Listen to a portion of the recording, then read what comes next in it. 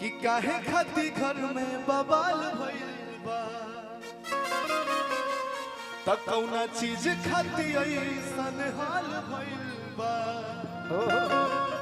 त बोल कौन हथियार आइल बा बा